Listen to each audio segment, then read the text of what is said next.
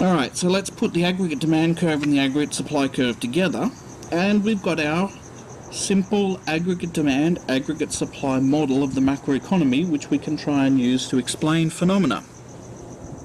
So here's our aggregate demand curve, downward sloping, and the aggregate supply curve, short run aggregate supply curve, should say, upward sloping.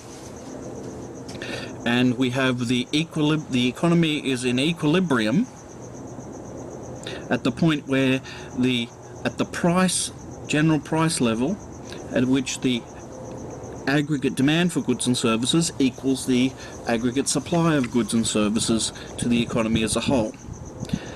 Now, that doesn't mean the economy is operating at full employment. Right? The full employment level of GDP may be higher than that. Now, this is an insight that came out of the work of John Maynard Keynes, the famous British economist, who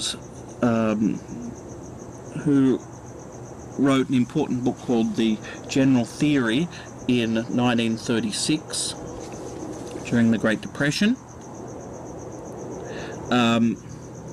in which he argued that it was possible for an economy, a macroeconomy, to be in equilibrium, that is, to be in a state of rest, so to speak.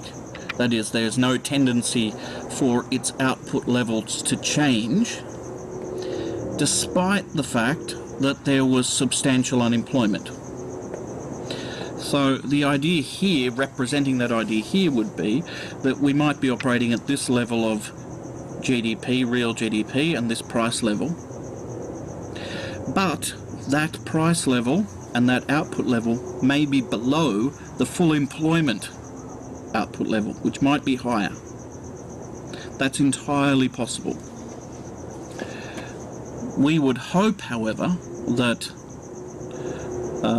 things wouldn't be like that for our own economy. We can try and represent the idea of change, what happens over time, by shifting the curves. So aggregate demand is each period, as a general rule, increasing, and so there's an increase in consumption spending, investment spending, government expenditure, net exports. But at the same time, there might be increases, for example, increases in wages, the wage level, which would do what to the short-run aggregate supply curve? It would shift it upwards, or upwards and to the left. However, at the same time, there might be increases in labour productivity. And we know what that does to the aggregate supply curve. It shifts it downwards and to the right. What we would call an increase in aggregate supply. Now, let's say that the increase in labour productivity outweighs the decrease in aggregate supply due to an increase in wage costs, due to higher wages. In that case, we'd get a slight increase in the aggregate supply curve and a new equilibrium.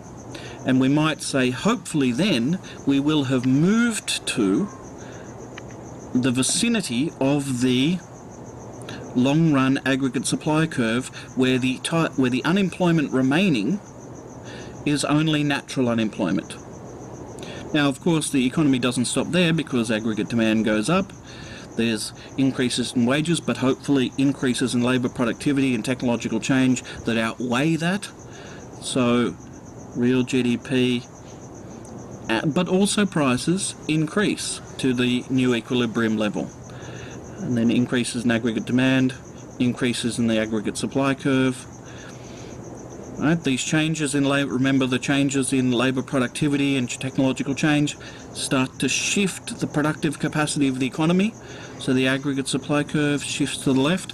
Hopefully, we're increasing the short-run aggregate demand and supply curves to meet that long-run aggregate supply curve, so that there's only natural unemployment, and so on and so forth. And so what do we start to see over time?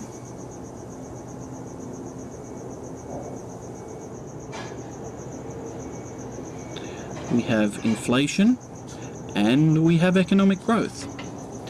Hopefully, the level of inflation is relatively low and stable, and the rate of economic growth is relatively high and stable. But of course, it's always possible that things could go backwards. The aggregate demand curve could slip backwards again if something undesirable happens. If, for some reason, consumption expenditure or investment expenditure or government expenditure or net export expenditure falls, then the aggregate demand curve would shift backwards and the inflation rate would fall, economic growth would fall, unemployment, so you have a natural rate of unemployment that's now, say, quite high. Output falls below the natural rate, and so you get unnatural unemployment occurring.